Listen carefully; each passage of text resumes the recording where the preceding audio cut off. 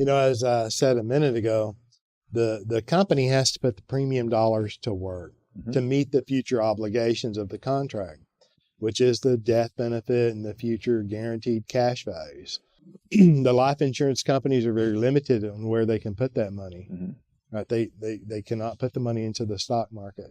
They have to put the money to work in very conservative investments and returns, which limits them, right, to bonds, corporate bonds, government bonds, high-grade corporate bonds of varying durations, 5-year, 10-year, 20-year bonds. And then they put it into high-grade corporate real estate. 20% down, high-grade corporate real estate. So they're almost guaranteed returns. Yeah. Right. And like you say, the life insurance company is so limited as to who they will lend to, but a unique benefit of being a policy owner of a whole life insurance policy from a mutual company is actually that the individual has the right to borrow from the company, him or herself. And so the policy owner, is a potential place for the insurance company to allocate the money it receives through premium. And that's kind of, as we'll see, the sort of the core basis as we'll see, that's sort of the core basis as to why the individual can run their cash flow through a dividend-paying whole life. Is because you do have, as a policy owner, the first right of access to money collected by the insurance company. Yeah, the money that's available to lend by the insurance company, the owner of the policy has a contractual right to that amount.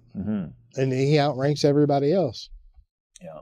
And when we think, well, how much can you borrow?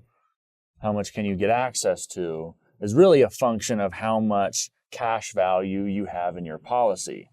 People are familiar with the idea of equity. You can borrow against the equity in almost anything.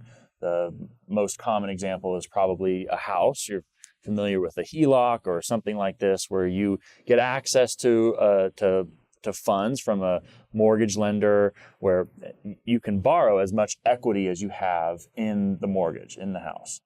And just the same principle stands with dividend-paying whole life. As you pay in premiums, you build equity, what the life insurance company calls cash value or cash surrender value, and you can borrow against it, just like in the same sort of way that you can with a house. I think it's important that people realize that the similarity kind of ends there.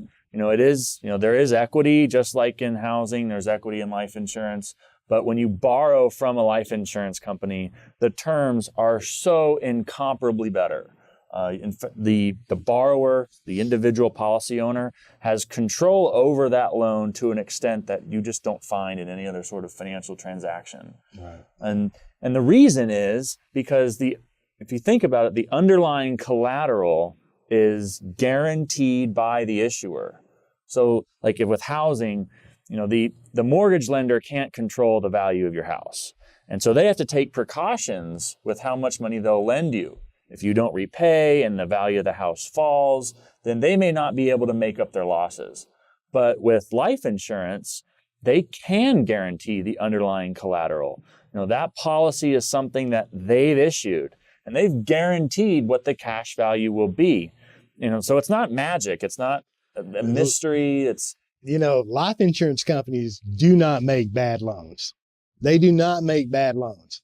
You can only borrow against what you have put in there and what it has accumulated to. That's a 100% collateralized loan. So let's say you collateralize your cash value. You have cash in your hand.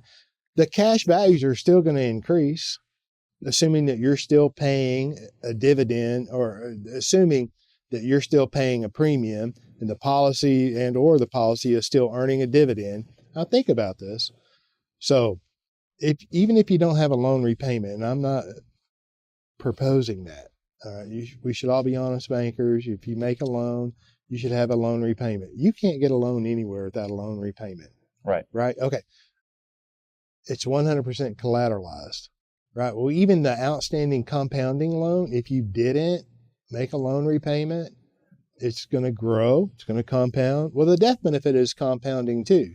So the death benefit collateralizes the outstanding loan, which is 100% collateralized by your cash value. It's not magic. It's just simple third grade math. If you found this video helpful, please leave a like. And if you want to see more videos like this, you can subscribe to the channel. If you want to learn more about infinite banking, you can watch this video next, or visit our website at bankingwithlife.com. Thanks for watching. We'll see you guys in the next one.